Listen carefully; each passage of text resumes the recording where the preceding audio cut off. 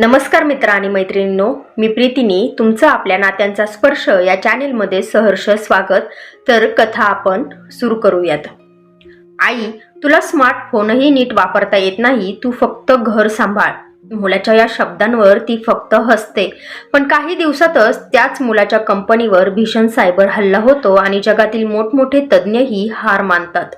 मात्र त्या रात्री घरातील एका बंद खोलीतून कीबोर्डचा वेगवान आवाज येत असतो. कारण त्या खोलीत आई तर मुंबई, कधीच न झोपणारं शहर, दिवसभर माणसांची धावपळ आणि रात्री लाखो दिव्यांनी उजळलेलं आकाश.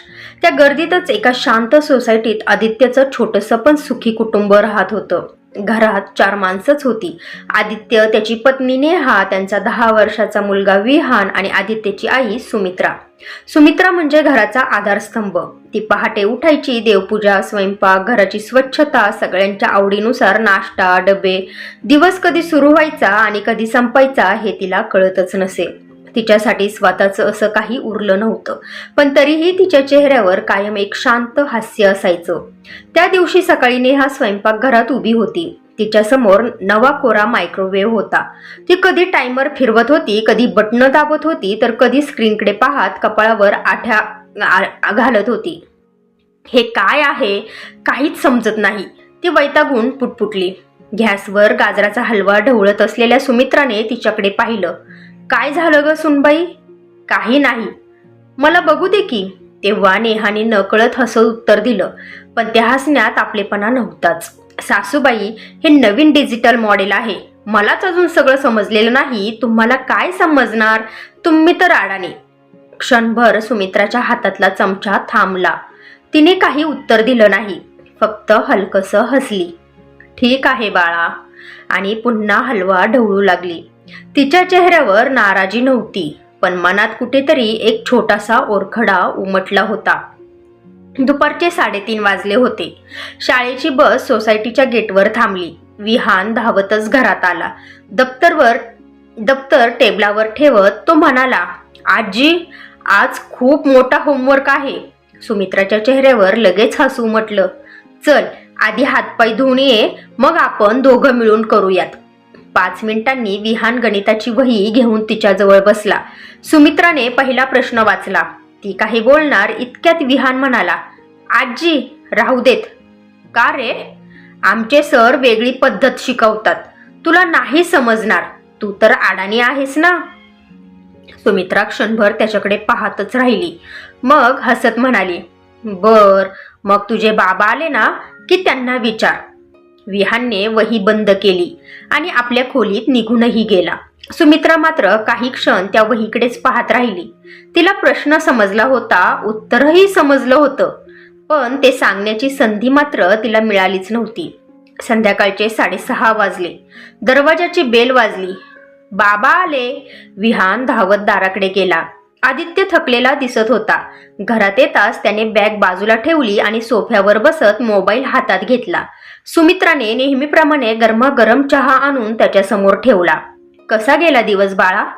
छान. उत्तर देतानाही त्याची नजर मोबाईलवरून हटली नव्हती.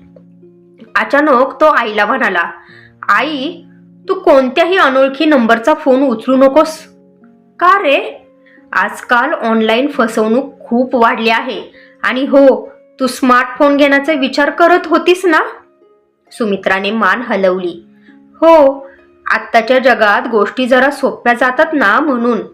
आदित्य हलकासा हसला आणि म्हणाला, आई, नको घेऊस, तुझ्यासाठी कीपॅड फोनच चांगला आहे. स्मार्टफोनमध्ये खूप गोष्टी असतात, तुला त्यातलं काहीच कळणार नाही, उलट माझ्याच डोक्याला त्रास होईल बघ. सुमित्राने त्याच्याकडे पाहिलं. एक क्षण, अगदी एकच क्षण, तिच्या डोळ्यात काहीतरी चमकून गेलं, पण लगेच ती हसली आणि म्हणाली, ठीक आहे बेटा. रात्री सगळे जेवायला बसले होते. नेहा आनंदाने म्हणाली, मी ऑनलाईन एक नवीन एअर फ्रायर पाहिलाय, खूप छान आहे. तेव्हा सुमित्राने सहज विचारलं, आपल्याकडे आधीच इतकी भांडी आहेत ना, मग अजून कशाला? नेहा काही बोलणार तोच आदित्य म्हणाला, आई, आता काळ बदललाय, तंत्रज्ञानामुळे वेळ वाचतो. तुमच्या पिढीला हे सगळं नवीन वाटत असेल, पण आता ही गरज आहे, तुला नाही समजणार. सुमित्रा शांतपणे ऐकत होती. ती कुणाशी वाद घालत नव्हती. तिला फक्त एवढंच जाणवत होतं, घरातले प्रत्येक जण तिच्यावर प्रेम करत होते. तिच्या क्षमतेवर त्यांचा विश्वास उरला नव्हता. रात्र गडद होत होती. एकामागून एक सगळ्या खोल्यांमध्ये दिवे बंद झाले. घरात शांतता पसरली. सुमित्रा मात्र अजून जागीच होती. ती आपल्या छोट्याशा खोलीत गेली. टेबलावर ठेवलेल्या जुन्या कीपॅड फोनकडे ती काही क्षण पाहत राहिली. नंतर तिची नजर कपाटाकडे वळाली. कपाटाच्या खालच्या कप्प्यात साड्यांच्या घड्यांमागे काहीतरी लपवून ठेवलं होतं. तिने हळूहळू हात पुढे केला. क्षणभर ती थांबली. तिने अलगद उठून आपल्या खोलीचा दरवाजा आतून बंद केला. बाहेरून पाहिलं असतं तर सगळं अगदी नेहमीसारखंच वाटलं असतं. काही क्षणांनी खोलीच्या पडद्याच्या फटीतून एक मंद निळसळ प्रकाश बाहेर झिरपू लागला. तो प्रकाश इतकाच होता की बाहेरून पाहणाऱ्याला काहीच संशय आला नसता. पहाटे 5 वाजले. नेहमीप्रमाणे स्वयंपाकघरातून फोडणीचा सुगंध दरवळू लागला. सुमित्रा जणू रात्रभर शांत झोपली होती अशाच ताज्या चेहऱ्याने पोळ्यांसाठी पीठ मळत होती. नेहा उठून स्वयंपाकघरात आली. आई, एवढ्या लवकर उठलात? सुमित्रा हसली. सवय झाली आहे ग. आज डब्यात काय देऊ? विहानला आवडतात म्हणून बटाट्याचे पराठे करते. नेहाने हसून मान हलवली. रात्रभर जागलेल्या माणसाच्या चेहऱ्यावर थकवा असतो, पण सुमित्राच्या चेहऱ्यावर नेहमी सारखी शांतता होती. दिवस नेहमीप्रमाणे पुढे सरकत होता. दुपारी विहान शाळेतून घरी आला. त्याचा चेहरा पुन्हा पडलेला होता. आजी, पुन्हा गणित? सुमित्रा हसली. आज तरी दाखव.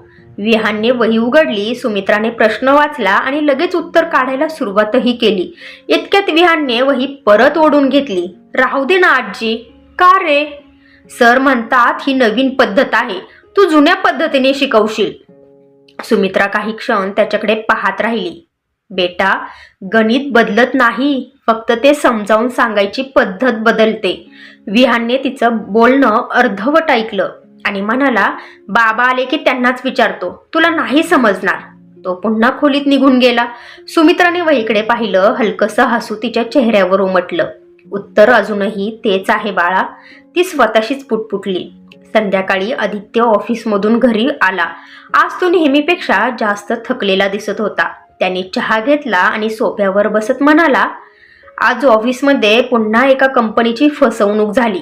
नेहा लगेच म्हणाली, ऑनलाईन? हो.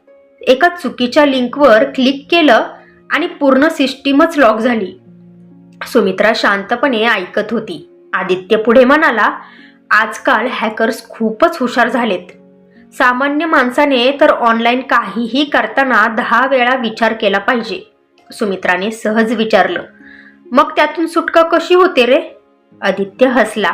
आई, हे खूप मोठ्या तज्ञांचं काम असतं, सामान्य माणसाच्या आवाक्याबाहेरचं. सुमित्रा काही बोलली नाही. तिने फक्त चहाचा कप उचलला. रात्री जेवण झालं. विहान झोपला. नेहाही आपल्या खोलीत गेली. आदित्य अजून काही वेळ मोबाईलवर ऑफिसचे ईमेल पाहत बसला आणि नंतर तोही झोपायला गेला.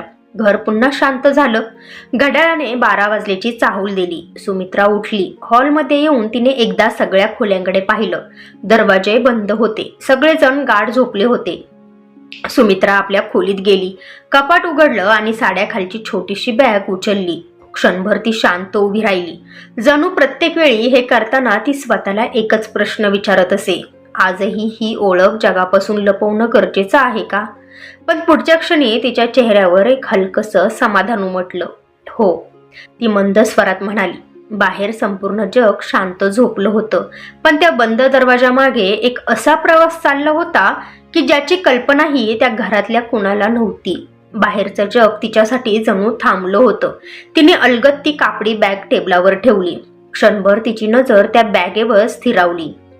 कित्येक वर्षांपासून ही बॅग तिचं सर्वात मोठं गुपित जपून होते. तिने चेन सावकाश उघडली. आतून एका काळ्या रंगाचा साधा सुद्धा दिसणारा लॅपटॉप बाहेर आला. तो पाहून कोणालाही तो साधाच वाटला असता, पण सुमित्राच्या हातात जाताच तो जणू एखाद्या योद्ध्याच्या शस्त्रासारखा भासत होता. तिने लॅपटॉप सुरू केला. स्क्रीन उजळली. काळ्या पार्श्वभूमीवर सर्वप्रथम एक छोटंसं सूर्यफूल उमटलं. सुमित्राच्या चेहऱ्यावर नकळत हसू उमटलं. आजही तू माझ्यासोबत आहेस, ती हळूच पुटपुटली. काही क्षणात स्क्रीनवर अनेक एन्क्रिप्टेड चिन्ह, आकडे आणि कोडच्या ओळी झरझर दिसू लागल्या. सामान्य माणसाला त्यातलं एक अक्षरही समजलं नसतं, पण सुमित्राची नजर मात्र विजेच्या वेगाने प्रत्येक ओळ वाचत होती. अचानक स्क्रीनच्या उजव्या कोपऱ्यात एक संदेश चमकला. Priority alert level 5. तिने क्षणाचाही विलंब न करता तो संदेश उघडला. एका मोठ्या आंतरराष्ट्रीय संशोधन संस्थेच्या सर्व्हरवर भीषण सायबर हल्ला झाला होता. सिस्टीम हळूहळू कोसळत होती. शेकडो संशोधकांचं अनेक वर्षांचं काम धोक्यात आलं होतं. सुमित्राने डोळे मिटले, क्षणभर विचार केला आणि मग तिची बोटं कीबोर्डवर वेगाने नाचू लागली. खोलीत फक्त कीबोर्डचा तालबद्ध आवाज घुमत होता. टक टक टक टक. तिच्या चेहऱ्यावर कसलीही घाई नव्हती, भीती नव्हती, फक्त एकाग्रता होती. जणू हा सगळा खेळ ती अनेक वर्षांपासून खेळत होती. काही मिनिटांनी स्क्रीनवर लाल रंगात चमकणाऱ्या ओळी एकामागून एक हिरव्या होऊ लागल्या. धोक्याची पातळी कमी होत होती. सुमित्राने एका छोट्याशा कोडमध्ये बदल केला आणि अचानक स्क्रीनवर मोठ्या अक्षरात संदेश झळकला. सिस्टीम स्टॅबिलाइज्ड. तिने हलकासा निश्वास सोडला. तितक्या दुसरा संदेश आला. आम्ही तुमचे ऋणी आहोत. त्याखाली एका खात्यात मानधन जमा झाल्याची सूचना दिसत होती. सुमित्राने ती सूचना न वाचताच बंद केली. तिने दुसरी विंडो उघडली. तिथे एका नावाकडे तिची नजर गेली. सूर्यदीप शिक्षण फाउंडेशन. तिने संपूर्ण मानधन त्या खात्यात जमा केलं. स्क्रीनवर फक्त एक ओळ दिसली. देणगी यशस्वीरित्या जमा झाली. सुमित्राच्या चेहऱ्यावर समाधान झळकलं. एखाद्या मुलाचं शिक्षण थांबायला नको, ती स्वतःशीच म्हणाली. इतक्यात तिच्या स्क्रीनवर पुन्हा एक सूचना आली. कोणीतरी नवीन व्यक्ती मदतीची विनंती करत होता. सुमित्राने घड्याळाकडे पाहिलं. पहाटेचे 4:30 वाजले होते. ती काही क्षण शांत बसली, मग स्वतःशीच हसत म्हणाली, नाही, आज पुरे, उद्या पुन्हा भेटू. तिने लॅपटॉप बंद केला. स्क्रीन काळी झाली. खोलीतला निळसळ प्रकाशही नाहीसा झाला. ती उठली. लॅपटॉप पुन्हा त्याच कापडी बॅगेत ठेवला. बॅग काळजीपूर्वक लपवून ठेवली आणि जणू काही घडलंच नव्हतं अशा शांत चेहऱ्याने ती फ्रेश होऊन स्वयंपाकघरात आली. गॅसवर चहाचं आधण ठेवलं. आल्याचा सुवास हळूहळू घरभर दरवळू लागला. थोड्याच वेळात आदित्य उठेल, नेहा उठेल, विहान शाळेची तयारी करेल आणि त्यांच्यासाठी सुमित्रा पुन्हा फक्त एक साधी गृहिणी असेल. तिच्या रात्रीच्या जगाबद्दल त्या घरात अजूनही कोणालाच काहीच माहिती नव्हतं. दिवस नेहमीप्रमाणे सुरू झाला. सुमित्रा स्वयंपाकघरात होती. एका बाजूला भाजी शिजत होती तर दुसऱ्या बाजूला ती विहानच्या डब्यासाठी पोळी करत होती. नेहा हातात मायक्रोवेव्हचं मॅन्युअल घेऊन उभी होती.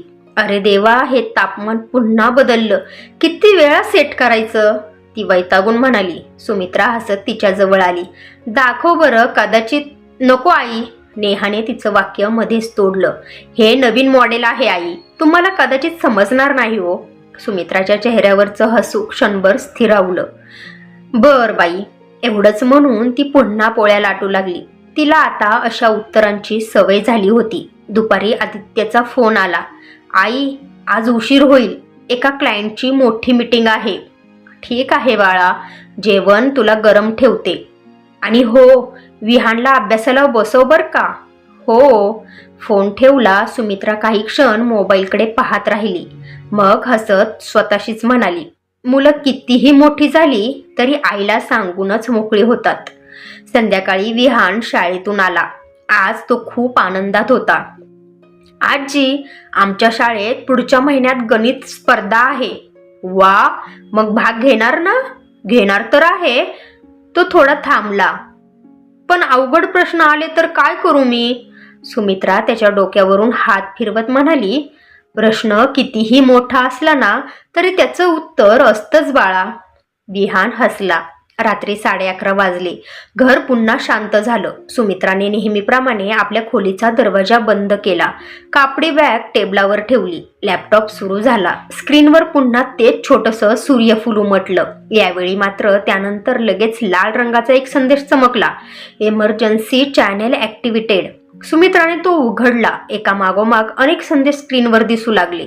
त्यांच्यातील एक संदेश पुन्हा पुन्हा चमकत होता. तिने तो उघडला.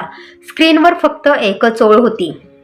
रक्षणकर्ता, कृपया तातडीने प्रतिसाद द्या. सुमित्राच्या चेहऱ्यावर कसलाही आश्चर्याचा भाव नव्हता. जणू हे संबोधन तिच्यासाठी नवीन नव्हतंच. तिने शांतपणे टाईप केलं, स्थिती सांगा. काही सेकंदात उत्तर आलं. एका मोठ्या रुग्णालयाच्या सर्व्हरवर रॅन्समवेअर हल्ला झाला आहे. ऑपरेशन थिएटरची डिजिटल यंत्रणा बंद पडण्याची शक्यता आहे. सुमित्राच्या चेहऱ्यावरचं हसू क्षणात नाहीसं झालं.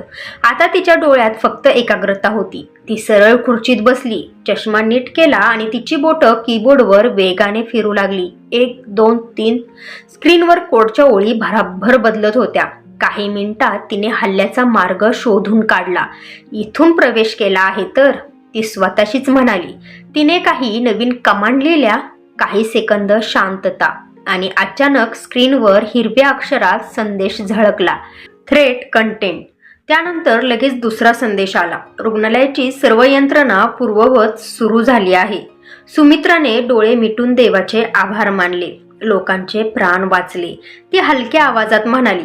थोड्याच वेळात स्क्रीनवर आणखी एक संदेश उमटला, रक्षणकर्ता, तुमची सेवा अमूल्य आहे. त्यासोबत मोठ्या मानधनाची सूचना होती. सुमित्राने नेहमीप्रमाणे ती रक्कम सूर्यदीप शिक्षण फाउंडेशन मध्ये जमा केली. क्षणात व्यवहार पूर्ण झाला. ती हसली. एका बाजूला जीव वाचले आणि दुसऱ्या बाजूला काही मुलांचं भविष्य. तिने लॅपटॉप बंद केला. खिडकीतून बाहेर पाहिलं. पूर्व दिशेला पहाटेची पहिली लालसर किनार दिसू लागली. ती उठली. आज पुन्हा एक रात्र संपली होती आणि काही तासांनी ती पुन्हा नेहमीप्रमाणे स्वयंपाकघरात उभी होती. घरासाठी, कुटुंबासाठी आणि जगासाठी. पण तिच्या या तिन्ही आयुष्यांबद्दल अजूनही कुणालाच काहीच माहिती नव्हतं. दुसऱ्या दिवशी सकाळी घरात नेहमीप्रमाणे गडबड सुरू होती. विहान शाळेची बॅग भरत होता. नेहा डबा तयार करत होती आणि आदित्य ऑफिसला जाण्याची तयारी करत होता. सुमित्रा शांतपणे सर्वांची कामं करत होती. आई, आज पोहे खूप छान झाले आहेत, आदित्य नाश्ता करता करता म्हणाला. सुमित्रा फक्त हसली. आणखी वाढू? नको ग, उशीर होईल. घड्याळाकडे पाहत तो उठला. सुमित्रा दारात उभी राहून त्याची गाडी नजरे आड होईपर्यंत पाहत राहिली. घरात पुन्हा शांतता पसरली. नेहा मैत्रिणींकडे गेली होती. विहान शाळेत होता. सुमित्रा घर आवरत होती. कपाटातील जुन्या कपड्यांची घडी करताना अचानक तिच्या हातात एक जुनी फाईल लागली. ती काही क्षण शांत उभी राहिली. हळूच फाईल बाहेर काढली. धुळीचा बारीक थर हातावर आला. तिने अलगद फुंकर मारली. पहिलंच पान उघडताच तिच्या ओठांवर हलकसं स्मित उमटलं. एका जुन्या वर्तमानपत्राचं कात्रण जपून ठेवलेलं होतं. भारतीय तरुणी गणिततज्ञ डॉक्टर सुमित्रा देशमुख यांचा राष्ट्रीय सन्मान. फोटोतली सुमित्रा अगदी वेगळी दिसत होती. डोळ्यात प्रचंड आत्मविश्वास, खांद्यावर लांब केस, हातात पुरस्कार आणि चेहऱ्यावर मोठं हास्य. ती काही क्षण तो फोटो पाहत राहिली. तेवढ्यात तिच्या डोळ्यांसमोर भूतकाळ उभा राहिला. 30 वर्षांपूर्वी नागपूर IITच्या गणित विभागात विद्यार्थ्यांची प्रचंड गर्दी होती. गुड मॉर्निंग मॅडम, संपूर्ण वर्ग एकाच आवाजात म्हणाला. सुमित्रा वर्गात आली. तिने खडू हातात घेतला आणि फळ्यावर एक अवघड समीकरण लिहिलं. विद्यार्थी एकमेकांकडे पाहू लागले. काही मिनिटं कोणालाच उत्तर सुचलं नाही. सुमित्रा हसली. गणित कधीच कठीण नसतं, आपण त्याला घाबरतो म्हणून ते कठीण वाटतं, असं म्हणत तिने काही ओळी लिहिल्या. अवघड वाटणारं उदाहरण क्षणात सुटलं. संपूर्ण वर्ग टाळ्यांच्या कडकटाने दुमदुमून गेला. त्याचवेळी मागच्या बाकावर बसलेल्या एका विद्यार्थ्याने वहीत छोटंसं सूर्यफूल काढलं होतं. मॅडम, हे तुमच्यासाठी. सुमित्रा हसली. का बरं? तो म्हणाला, तुम्ही म्हणता ना, सूर्यासारखे चमकायचे असेल तर आधी सूर्यासारखे जाळायला शिका आणि स्वतःचा प्रकाश निर्माण करा. म्हणून हे सूर्यफूल तुमच्यासाठी. सुमित्राने ते सूर्यफूल जपून वहीत ठेवून दिलं. तो छोटासा क्षण तिला आयुष्यभर लक्षात राहणारा होता. आई, अचानक नेहाच्या आवाजाने सुमित्रा वर्तमानात परत आली. तिने घाईघाईने वर्तमानपत्राचं कात्रण पुन्हा फाईलमध्ये ठेवलं. काय ग सुनबाई? मी आले, नेहा स्वयंपाकघरात जात म्हणाली. अहो, मी मैत्रिणींकडून सरळ बाजारात गेले होते आणि आज बाजारात आपल्या शेजारच्या जोशी काकू भेटल्या होत्या. त्या म्हणत होत्या त्यांच्या नातीला गणित शिकवायला कोणी चांगला शिक्षकच मिळत नाहीये. सुमित्रा शांतपणे ऐकत होती. नेहा सहज म्हणाली, आजकाल ना चांगले शिक्षक मिळणं किती कठीण झाले नाही? सुमित्राने फक्त एवढंच उत्तर दिलं, हो. पण तिच्या मनात विचारांची गर्दी झाली होती. कधी काळी शेकडो विद्यार्थी तिच्याकडून शिकत होते आणि आज स्वतःच्या नातवाला देखील तिच्यावर विश्वास नव्हता. क्षणभर तिच्या डोळ्यात पाणी आलं, पण पुढच्या क्षणी तिने स्वतःला सावरलं. ती उठली, नेहासाठी चहा करायला गेली. त्या रात्री सुमित्रा पुन्हा आपल्या खोलीत होती. लॅपटॉप उघडण्याआधी तिने टेबलाच्या ड्रॉवरमधून तेच जुनं वर्तमानपत्राचं कात्रण बाहेर काढलं. क्षणभर त्याकडे पाहत राहिली, हलकसं हसली आणि म्हणाली, प्राध्यापिका सुमित्रा, तुझी ओळख इथेच थांबली. तिने कात्रण पुन्हा जपून ठेवलं. लॅपटॉप सुरू केला. स्क्रीनवर पुन्हा एकदा तेच सूर्यफूल उमटलं, पण यावेळी त्याच्या खाली एक सुंदर नवीन संदेश चमकत होता.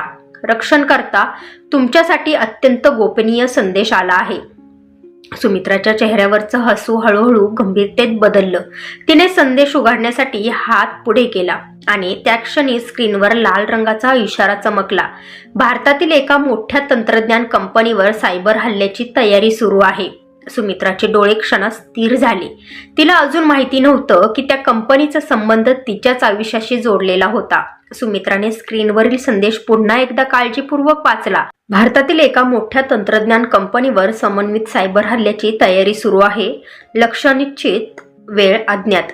काही क्षण ती निश्चिल बसून राहिली. तिने पटकन काही कोड चालवले. स्क्रीनवर अनेक डिजिटल नकाशे, नेटवर्कचे आकृतीबंध आणि एन्क्रिप्टेड माहिती दिसू लागली. तिच्या कपाळावर हलकीशी आठी उमटली. हे साधं प्रकरण नाही. ती स्वतःशीच पुटपुटली. हल्ल्याची तयारी करणारा गट अत्यंत संघटित होता. ते अनेक दिवसांपासून शांतपणे वेगवेगळ्या कंपन्यांच्या प्रणालींचा अभ्यास करत होते. सुमित्राने माहिती सुरक्षित करून लॅपटॉप बंद केला. आता थांबावं लागेल, ती मंद आवाजात म्हणाली. सकाळी नेहमीप्रमाणे सर्वजण नाश्त्याच्या टेबलावर बसले होते. आदित्याचा चेहरा मात्र आज थोडा चिंताग्रस्त दिसत होता. काय झालं बेटा? सुमित्राने विचारलं. काही नाही ग आई, ऑफिसमध्ये नवीन प्रोजेक्ट सुरू आहे. नेहा हसत म्हणाली. काही नाही म्हणजे? काल रात्री 2 वाजेपर्यंत लॅपटॉप समोर बसला होतात. आदित्यने हसण्याचा प्रयत्न केला. काम आहे ग. सुमित्रा शांतपणे त्याच्याकडे पाहत होती. आईची नजर अनेकदा शब्दांपेक्षा जास्त समजून घेते. तिला जाणवलं आदित्य काहीतरी लपवत होता. ऑफिसमध्ये पोहोचताच आदित्यची बैठक सुरू झाली. मोठ्या स्क्रीनवर कंपनीच्या सर्व्हरची माहिती दिसत होती. गेल्या आठवड्यात आपल्या नेटवर्कवर संशयास्पद हालचाली आढळल्या आहेत. आम्ही सर्व सुरक्षा वाढवली आहे, पण धोका पूर्णपणे टळलेला नाही, सायबर सुरक्षा प्रमुख म्हणाले. सभागृहात शांतता पसरली. आदित्यने विचारलं, डेटा सुरक्षित आहे ना? सध्या तरी हो, पण समोरचा गट अत्यंत हुशार आहे. आदित्यच्या चेहऱ्यावरची चिंता आणखी वाढली. संध्याकाळी तो घरी आला, पण आज त्याच्या चेहऱ्यावरचं हसू हरवलेलं होतं. विहान धावत आला. बाबा, आज मला गणितात पूर्ण गुण मिळालेत. आदित्यने त्याच्या डोक्यावर हात ठेवला. शाब्बास. पण त्याचं लक्ष दुसरीकडेच होतं. सुमित्राने चहाचा कप त्याच्यासमोर ठेवला. ऑफिसमध्ये काही अडचण आहे का बाळा? यावेळी आदित्यने तिच्याकडे पाहिलं. आई, कधी कधी वाटतं इतकी वर्ष उभारलेलं सगळं एका दिवसात संपेल की काय. सुमित्रा शांत स्वरात म्हणाली. ज्याची पायाभरणी प्रामाणिकपणावर असते ना, त्याला संकट येतात, पण ती कायमची राहत नाहीत. आदित्य हलकसं हसला. तुझं हे वाक्य ना प्रत्येक वेळी मला धीर देतं. सुमित्राने काही उत्तर दिलं नाही. तिने फक्त त्याच्या कपात पुन्हा थोडा चहा ओतला. त्या रात्री घड्याळाने 12 वाजल्याची सूचना दिली. सुमित्राने पुन्हा लॅपटॉप उघडला. यावेळी स्क्रीनवर संदेश आधीच तयार होता. Target identified. तिने माहिती उघडली. काही क्षण तिची नजर स्क्रीनवर खिळून राहिली. पुढच्या क्षणी तिच्या हातातून माऊस निसटता राहिला. स्क्रीनवर कंपनीचं नाव झळकत होतं. अवधूत टेक्नॉलॉजीज प्रा. ली. सुमित्राच्या डोळ्यात आश्चर्य दाटलं. ही तीच कंपनी होती जिथे आदित्य गेली वर्ष काम करत होता. क्षणभर तिच्या मनात आई आणि रक्षणकर्ता यांच्यात संघर्ष सुरू झाला. एका आईला लगेच आपल्या मुलाला सगळं सांगावंसं वाटत होतं, पण रक्षणकर्ताला माहीत होतं आईने घेतलेला निर्णय अनेकदा संकट वाढवतो. तिने डोळे मिटले, एक दीर्घ श्वास घेतला आणि पुन्हा स्क्रीनकडे पाहिलं. आधी हल्ला थांबवायचा, ती ठामपणे म्हणाली. मुलाला काळजीत टाकायचं नाही.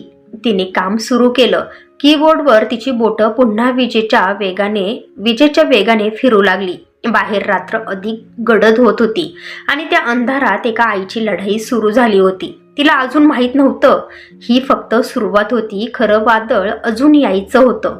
दुसऱ्या दिवशी सकाळी आदित्य नेहमीपेक्षा लवकर घराबाहेर पडला. नाश्ता करतानाही तो सतत मोबाईलकडेच पाहत होता. इतकी घाई कशाची?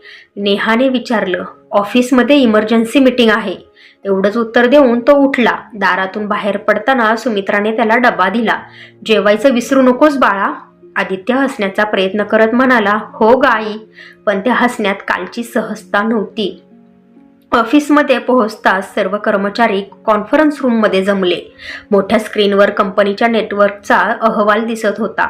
सायबर सुरक्षा विभागाचे प्रमुख गंभीर आवाजात म्हणाले, काल रात्री आपल्या सर्व्हरवर पुन्हा एकदा हल्ल्याचा प्रयत्न झाला. सभागृहात कुजबूज सुरू झाली. हल्ला रोखला गेला का? आदित्यने विचारलं. हो, पण ही फक्त चाचपणी होती. खरा हल्ला अजून झालेला नाही. हे ऐकताच सर्वांच्या चेहऱ्यावर चिंता स्पष्ट दिसू लागली. दुपारी काम सुरू असतानाच अचानक अनेक कर्मचाऱ्यांच्या संगणकावर एकाच वेळी विचित्र संदेश दिसू लागले. Access denied. क्षणात काही फाईल्स उघडेनाशा झाल्या. तांत्रिक विभागात धावपळ करू लागला. काही मिनिटात परिस्थिती नियंत्रणात आली. सगळं ठीक आहे, एका अधिकाऱ्याने सांगितलं. कोणीतरी फक्त आपल्या सुरक्षा व्यवस्थेची चाचणी घेत आहे. पण आदित्यच्या मनात अस्वस्थता वाढतच होती. संध्याकाळी घरी परतल्यावर तो नेहमीप्रमाणे विहानसोबत खेळला नाही. विहानने आश्चर्याने विचारलं, बाबा आज गेम नाही? आदित्यने त्याला जवळ घेतलं. उद्या खेळूयात बाळा. तो थेट आपल्या खोलीत गेला. नेहाने सुमित्राकडे पाहिलं. आई, हे काही दिवस खूप तणावात आहेत. सुमित्रा शांतपणे म्हणाली, संकटाच्या वेळी माणसाला शब्दांपेक्षा आधार जास्त हवा असतो सुनबाई. तिने आदित्यसाठी आल्याचा गरम चहा केला. कप त्याच्यासमोर ठेवताना फक्त एवढंच म्हणाली, जास्त विचार करू नकोस बाळा. आदित्यने तिच्याकडे पाहिलं. आई, तुला कसं कळतं ग माझ्या मनात काय चाललंय ते? सुमित्रा हसली. आई आहे मी. त्या रात्री घड्याळाने 1 वाजल्याची सूचना दिली. सुमित्रा पुन्हा आपल्या खोलीत होती. लॅपटॉप सुरू होताच एकामागून एक सूचना दिसू लागल्या. तिने कंपनीच्या नेटवर्कवर नजर टाकली. क्षणात तिच्या लक्षात आलं, हल्लेखोरांनी कंपनीच्या बाहेरील सुरक्षा भेदण्याचा प्रयत्न सोडला होता. आता ते आतल्या एखाद्या संगणकातून प्रवेश मिळवण्याचा प्रयत्न करत होते. हुशार आहेत, पण घाई करत आहेत, ती स्वतःशीच म्हणाली. तिने काही मिनिटातच त्यांच्या हालचालींचा मागोवा घेतला. अचानक स्क्रीनवर एक फोल्डर चमकला. Employee credentials. सुमित्राने तो उघडला. त्यात अनेक कर्मचाऱ्यांची माहिती होती. तिची नजर खाली सरकत गेली आणि अचानक एका नावावर येऊन थांबली. आदित्य देशमुख. तिच्या छातीत धस्स झालं. आता हा फक्त कंपनीवरचा हल्ला नव्हता, तर तिच्या मुलालाही लक्ष्य बनवलं जात होतं. क्षणभर तिच्या मनात विचार आला, आत्ताच त्याला फोन करू का? पण लगेच तिने तो विचार बाजूला सारला. जर तिने कारण न सांगता सावध राहायला सांगितलं तर आदित्य आणखी घाबरेल आणि जर खरं सांगितलं तर तिची अनेक वर्ष जपलेली ओळख उघड होईल. सुमित्राने डोळे मिटले. काही क्षण शांत बसली. मग स्वतःलाच म्हणाली, आधी संकट थांबव. तिने काही विशेष सुरक्षा कोड तयार केले. एकामागून एक डिजिटल सापळे उभे केले. हल्लेखोरांचा मार्ग बदलू लागला. त्यांना कळत नव्हतं त्यांच्यासमोर नेमका कोण उभा आहे. पहाटेचे 4 वाजले. सुमित्राने शेवटची कमांड लिहिली. स्क्रीनवर हिरव्या अक्षरात संदेश झळकला, इंट्रुजन ब्लॉक्ड. तिने सुटकेचा निश्वास सोडला. आजचा प्रयत्न अयशस्वी झाला, पण ते इतक्यात हार मानणार नाहीत. लॅपटॉप बंद करण्याआधी तिची नजर पुन्हा एकदा आदित्यच्या नावावर गेली. तिने स्क्रीनला हलके स्पर्श केला आणि आईच्या मायेने पुटपुटली, जोपर्यंत मी आहे तोपर्यंत तुला काही होऊ देणार नाही बाळा. खिडकी बाहेर पहाट उजाडत होती. पण सुमित्राला माहीत होतं, ही फक्त पहिली लढाई होती. खरं युद्ध अजून बाकी होतं. सकाळी 9:30 वाजले होते. आदित्य ऑफिसमध्ये पोहोचताच त्याच्या मोबाईलची रिंग वाजली. सर, लगेच सर्व्हर रूममध्ये या. समोरून मिलिंदचा घाबरलेला आवाज आला. आदित्य धावतच तिकडे गेला. मोठ्या स्क्रीनवर कंपनीच्या नेटवर्कचा लाईव्ह डेटा दिसत होता. एका मागोमाग एक सुरक्षा सूचना स्क्रीनवर चमकत होत्या. मिलिंद म्हणाला की सर, काल रात्री पुन्हा हल्ल्याचा प्रयत्न झाला, पण विचित्र गोष्ट म्हणजे काय, कोणीतरी आपल्या आधीच हॅकर्सला थांबवलं. आदित्य चकित झाला. म्हणजे आमच्या सिस्टीममध्ये काही नवीन सुरक्षा नियम तयार झाले आहेत आणि ते आम्ही तयार केलेले नाहीत सर. सगळे एकमेकांकडे पाहू लागले. कोणीही काहीच बोलत नव्हतं. त्या दिवशी दुपारी कंपनीने देशातील नामांकित सायबर सुरक्षा तज्ज्ञांची बैठक बोलवली. सर्वांनी अहवाल तपासला. एक ज्येष्ठ तज्ज्ञ म्हणाले, हे काम एखाद्या सामान्य हॅकरचं नाही. मग कोणाचं असेल? आदित्यने विचारलं. ते शांतपणे म्हणाले, ज्याने हे केलं आहे त्याला सायबर सुरक्षेचं अफाट ज्ञान आहे. त्याने हल्लेखोरांचा मार्ग अडवला, पण स्वतःची एकही ओळख मागे ठेवली नाही. आदित्य विचारात पडला. अशी व्यक्ती कोण असू शकते? संध्याकाळी तो घरी आला. आजही त्याच्या चेहऱ्यावर चिंता होती, पण त्याच वेळी मनात एक प्रश्नही होता. आपल्याला वाचवलं कोणीतरी. जेवताना तो सहज म्हणाला, आई, जगात काही लोक असतात जे स्वतःचं नावही सांगत नाहीत आणि दुसऱ्यांना मदत करून निघूनही जातात. सुमित्रा शांतपणे भाजी वाढत होती. ती हसली. खरी मदत तीच असते बेटा, जिच्या मागे प्रसिद्धीची अपेक्षा नसते. आदित्यने तिच्याकडे पाहिलं. काही क्षण तो काहीच बोलला नाही. का कोणास ठाऊक आईचं प्रत्येक वाक्य आज वेगळंच वाटत होतं. रात्री विहान अभ्यास करत होता. एका गणिताचं उदाहरण त्याला काही केल्या सुटत नव्हतं. तो वही घेऊन आदित्य जवळ गेला. बाबा, हे समजत नाही. आदित्यने प्रयत्न केला. 2-3 मिनिटे गेली, त्यालाही उत्तर मिळेना. सुमित्रा स्वयंपाकघरातून हे सगळं पाहत होती. ती जवळ आली. दाखव बरं. विहान थोडा संकोचला, मग वही तिच्या समोर ठेवली. सुमित्राने फक्त एक नजर टाकली, पेन्सिल हातात घेतली, 2 ओळी लिहिल्या आणि म्हणाली, आता इथून पुढे तू कर. विहानने पुढचं उत्तर स्वतः पूर्ण केलं. त्याच्या चेहऱ्यावर आनंद पसरला. अरे, इतकं सोपं होतं? सुमित्रा हसली. प्रश्न कठीण नव्हता. आपण चुकीच्या दिशेने विचार करत होतो. आदित्य तिच्याकडे आश्चर्याने पाहत राहिला. क्षणभर त्याच्या मनात विचार चमकून गेला. आईला गणित इतकं चांगलं कसं येतं? पण लगेच तो विचार बाजूला सारत तो पुन्हा मोबाईलकडे वळाला. मध्यरात्र. सुमित्रा पुन्हा आपल्या खोलीत होती. लॅपटॉप सुरू होता. स्क्रीनवर लाल रंगाचा इशारा चमकला. Critical alert. तिने संदेश उघडला. क्षणात तिच्या चेहऱ्यावरची शांतता नाहीशी झाली. स्क्रीनवर लिहिलं होतं, हल्लेखोरांनी योजना बदलली आहे. मुख्य हल्ला 48 तासात होण्याची शक्यता. लक्ष अवधूत टेक्नॉलॉजीज. सुमित्राने डोळे मिटले. यावेळी वेळ खूप कमी होता. ती वेगाने कामाला लागली. नेटवर्कचे नकाशे, सुरक्षा स्तर, हल्ल्याचे संभाव्य मार्ग सगळं तिच्या डोळ्यांसमोर झरझर बदलत होतं. अचानक तिच्या स्क्रीनवर एक काळी विंडो उघडली. त्यात फक्त एकच ओळ दिसत होती, तुम्ही आमच्या मार्गात काय येत आहात? सुमित्रा क्षणभर शांत राहिली. ही पहिलीच वेळ होती जेव्हा हल्लेखोरांनी तिची उपस्थिती ओळखली होती. तिने कीबोर्डवर काही शब्द टाईप केले. कारण निरपराध लोकांची किंमत तुमच्या पैशांपेक्षा मोठी आहे. संदेश पाठवला गेला. काही सेकंद शांतता होती आणि मग समोरून उत्तर आलं, मग तयार रहा. पुढच्या वेळी आम्ही पूर्ण ताकदीने येऊ. स्क्रीन काळी झाली. सुमित्राने लॅपटॉप बंद केला. खिडकीतून बाहेर पाहिलं. आकाशात पहाटेची चाहूल लागली होती. तिने स्वतःशीच ठाम आवाजात म्हणालं, यावेळेस लढाई फक्त एका कंपनीसाठी नाही, माझ्या मुलाच्या स्वप्नांसाठी आहे. तिच्या डोळ्यात आता भीती नव्हती, फक्त निर्धार होता. आणि दुसरीकडे उलटगंती सुरू झाली होती. पुढचे 2 दिवस आदित्यसाठी खूप धावपळीचे होते. ऑफिसमध्ये एका मागोमाग एक बैठका सुरू होत्या. संपूर्ण IT टीम रात्रंदिवस सुरक्षा व्यवस्था मजबूत करण्यात गुंतली होती. तरीही प्रत्येकाच्या मनात एकच प्रश्न होता, हल्ला नेमका कधी होणार? त्या दिवशी दुपारी आदित्यचा फोन वाजला. सर, लगेच सर्व्हर रूममध्ये या. मिलिंदचा आवाज घाबरलेला होता. आदित्य धावत तिथे पोहोचला. संपूर्ण टीम स्क्रीन समोर उभी होती. मोठ्या मॉनिटरवर लाल रंगात एक संदेश चमकत होता, warning, unknown access attempt detected.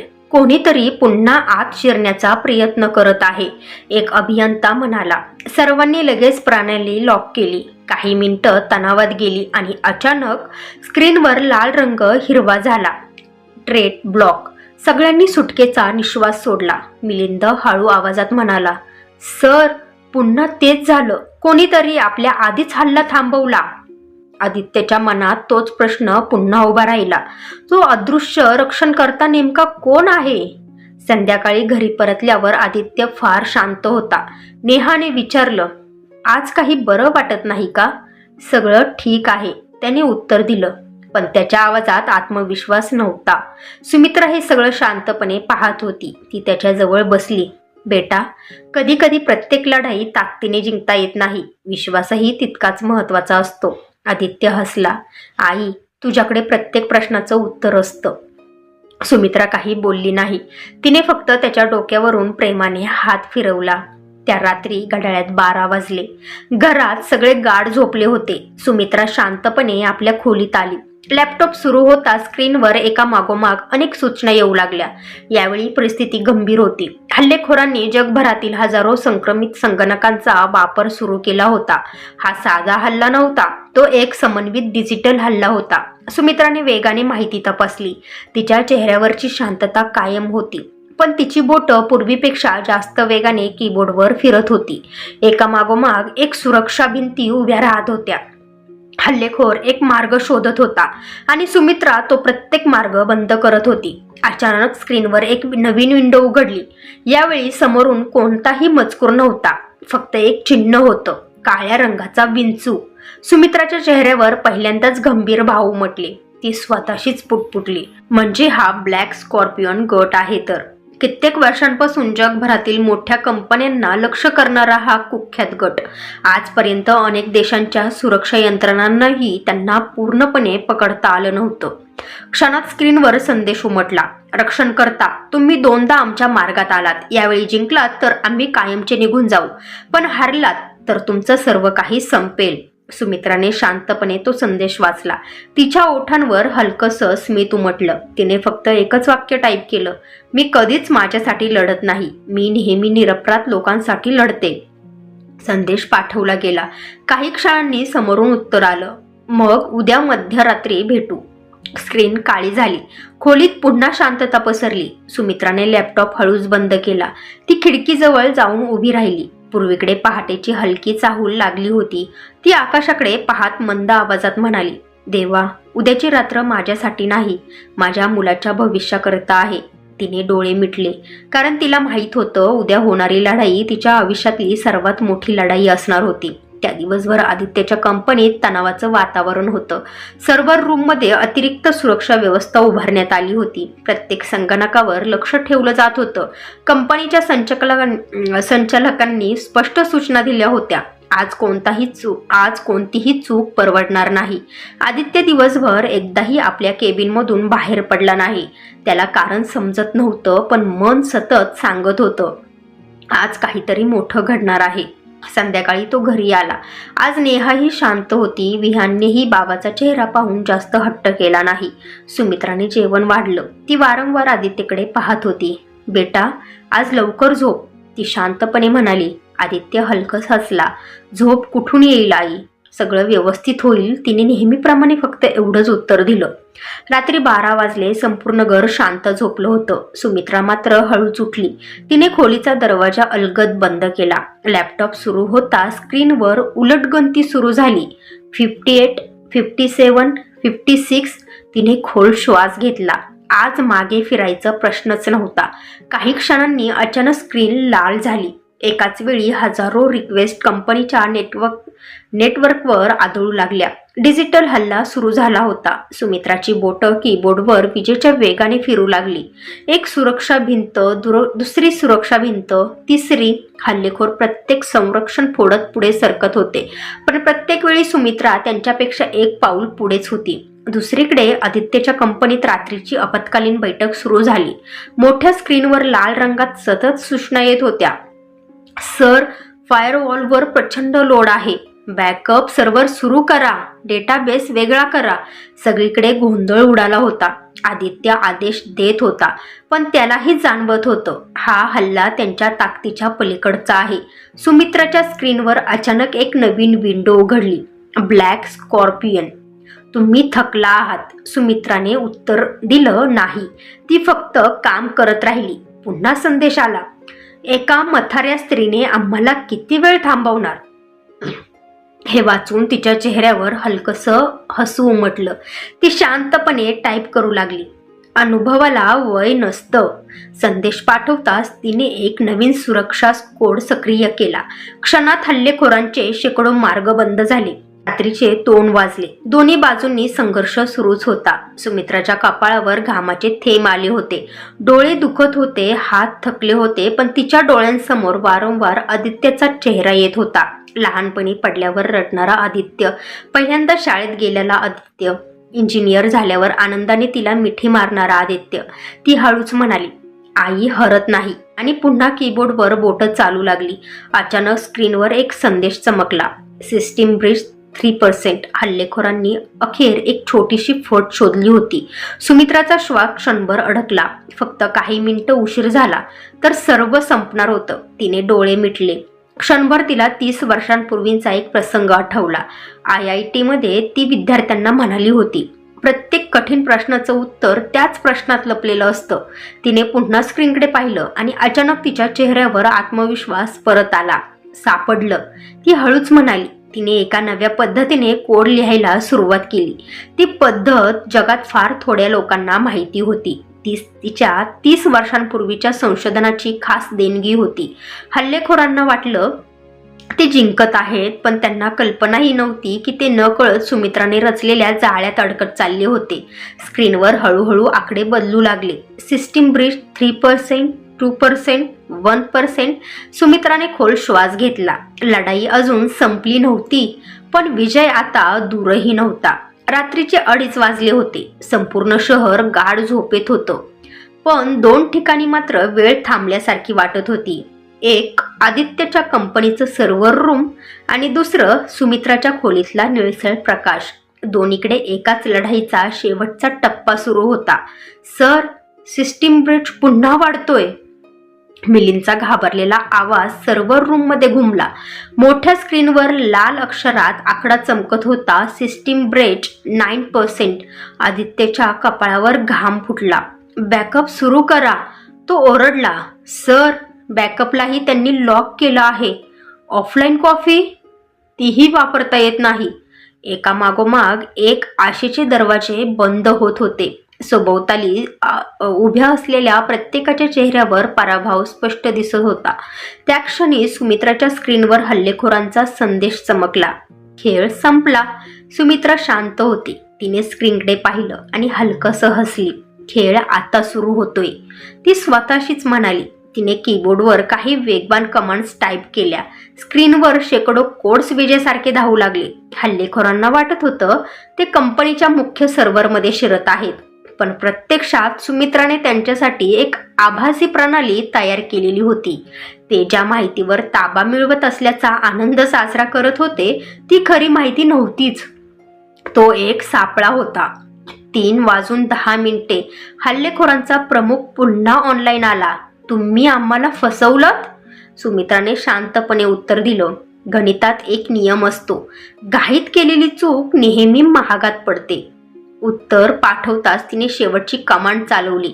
क्षणात हल्लेखोरांच्या नियंत्रणाखाली असलेले मार्ग एकामागोमाग एक बंद होऊ लागले. त्यांच्या स्क्रीनवर फक्त एक संदेश उरला. Access denied, session terminated. पूर्ण नेटवर्क पुन्हा सुरक्षित झालं. त्याच वेळी आदित्यच्या कंपनीत अचानक अलार्म बंद झाले. लाल दिवे हिरवे झाले. सर्व्हरचा वेग पूर्ववत झाला. मिलिंद अविश्वासाने स्क्रीनकडे पाहत होता. सर, सगळं नॉर्मल झालं. आदित्यने धावत मुख्य सर्व्हर तपासला. डेटा सुरक्षित होता. एकही फाईल नष्ट झाली नव्हती. क्षणभर संपूर्ण खोलीत शांतता पसरली आणि पुढच्या क्षणी टाळ्यांचा कडकडाट झाला. कर्मचारी आनंदाने एकमेकांना मिठ्या मारत होते, पण आदित्य मात्र स्क्रीन समोर स्तब्ध उभा होता. त्याला माहीत होतं हे त्यांच्यापैकी कुणाचंही काम नव्हतं. सर, मिलिंद पुन्हा म्हणाला. रिकव्हरी ब्लॉग बघा. आदित्यने स्क्रीन उघडली. त्याच्या नजरा वेगाने कोड वाचू लागल्या.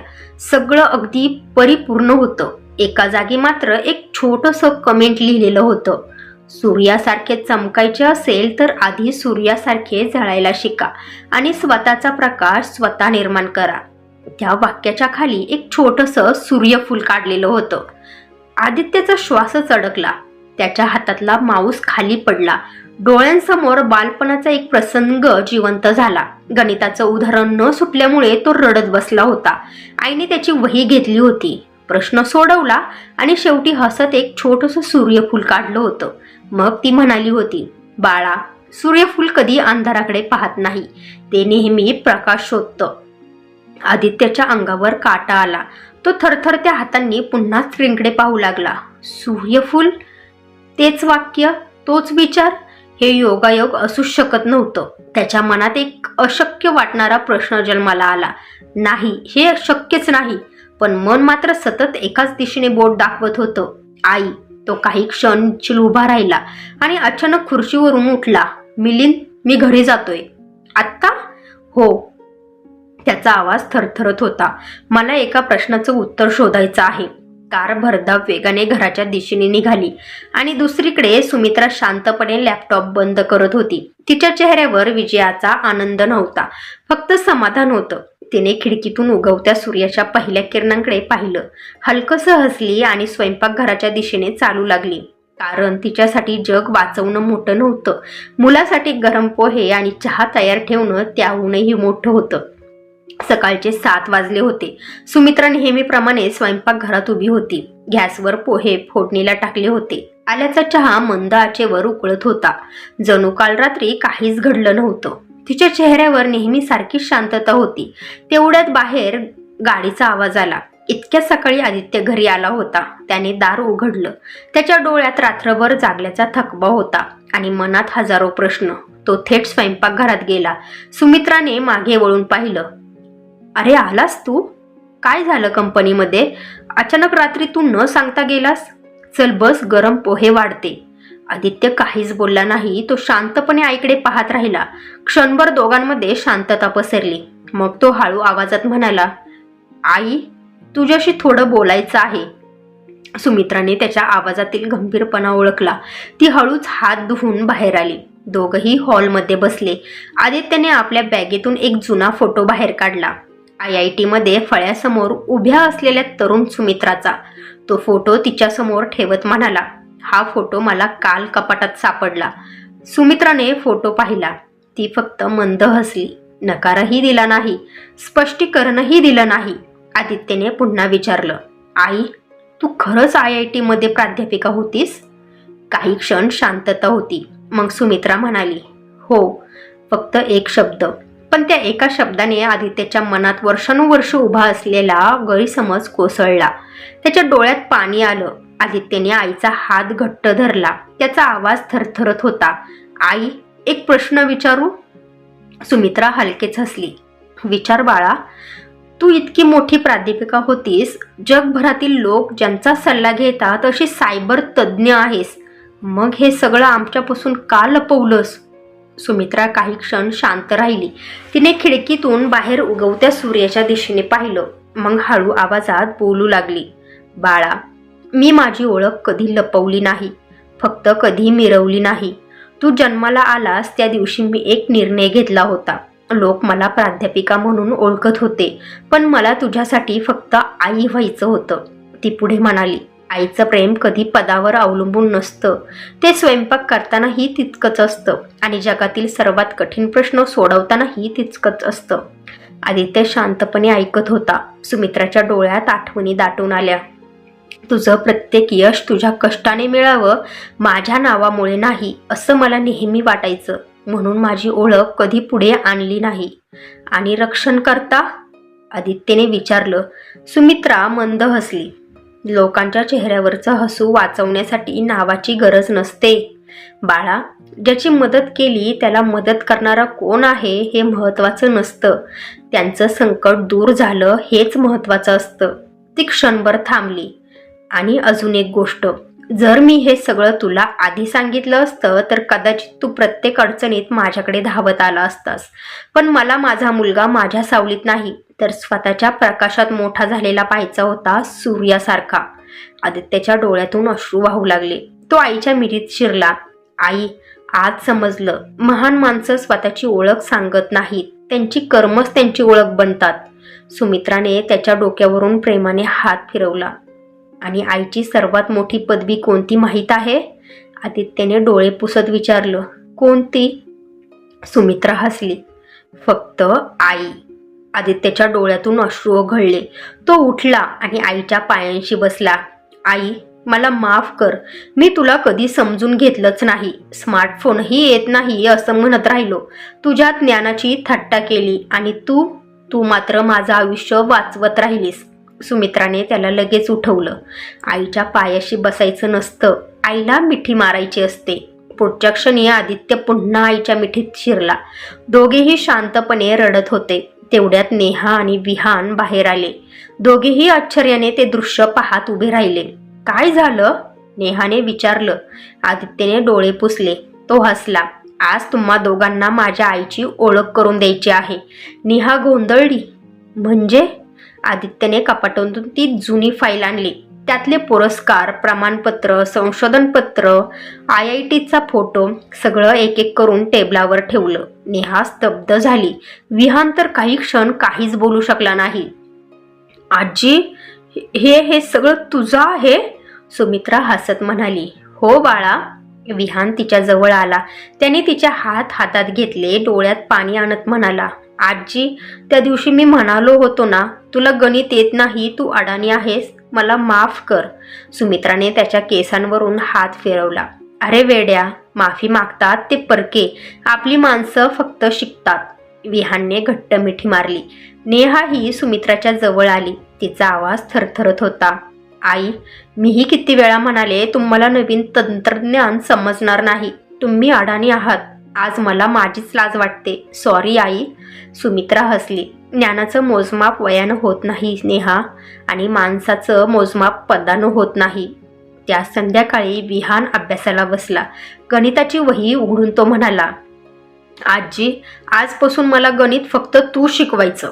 सुमित्रा हसली. नक्कीच. ती पेन्सिल हातात घेणार तेवढ्यात विहान म्हणाला. पण आधी माझ्या वहीवर ते छोटंसं सूर्यफूल काढ बरं. सुमित्राच्या डोळ्यात पाणी आलं. तिने वहीच्या कोपऱ्यात एक छोटंसं सूर्यफूल काढलं. खाली लिहिलं, सूर्यासारखे चमकायचे असेल तर आधी सूर्यासारखे जळायला शिका आणि स्वतःचा प्रकाश निर्माण करा, कारण चंद्रही प्रकाशासाठी सूर्यावर अवलंबून असतो. विहान हसला. आदित्य आणि नेहा एकमेकांकडे पाहून हसले. घर तेच होतं, माणसं तीच होती, पण आता त्या घरात एक बदल झाला होता. आता सुमित्रा फक्त स्वयंपाक करणारी आई नव्हती, ती त्या घराचा अभिमान होती. आणि त्या रात्री घरातील सगळे झोपल्यानंतर सुमित्रा पुन्हा आपल्या खोलीत गेली. लॅपटॉप उघडला. स्क्रीनवर एकच संदेश चमकत होता. थँक्यू रक्षणकर्ता. तिने तो संदेश वाचला. हलकसं हसली आणि उत्तर टाईप केलं. जर एखाद्या मुलाच्या चेहऱ्यावर पुन्हा हसू आलं तर तेच माझं सर्वात मोठं बक्षीस आहे. तिने लॅपटॉप बंद केला. खिडकीतून उगवत्या सूर्याची किरणं खोलीत पसरत होती. सुमित्राने डोळे मिटले. तिच्या चेहऱ्यावर विलक्षण समाधान होतं, कारण रक्षणकर्ता म्हणून तिने जग जिंकलं होतं, पण आई म्हणून तिने स्वतःचं कुटुंब परत मिळवलं होतं. तर मित्र आणि मैत्रिणींनो, या कथेतून आपण शिकतो की माणसाची किंमत त्याच्या वयावर, कपड्यांवर किंवा तो घरात कोणतं काम करतो यावरून ठरत नाही. प्रत्येक व्यक्तीच्या आयुष्यात एक असा संघर्ष आणि एक अशी ओळख असते जी आपल्याला दिसत नाही. आपल्या आईवडिलांनी आपल्या आनंदासाठी किती त्याग केला आहे हे अनेकदा आपल्याला खूप उशिरा समजतं. म्हणून त्यांच्या ज्ञानाचा, अनुभवाचा आणि प्रेमाचा नेहमी आदर केला पाहिजे. आणि आता तुमच्यासाठी एक प्रश्न. तुमच्या घरातही अशी एखादी व्यक्ती आहे का जिची खरी किंमत किंवा त्याग तुम्हाला उशिरा समजला? तुमचं उत्तर कमेंटमध्ये नक्की लिहा. आणि आपल्या नात्यांचा स्पर्श या चॅनेलला सबस्क्राईब करायला विसरू नका. तर भेटूया अशाच नवीन कथेसोबत. तोपर्यंत धन्यवाद.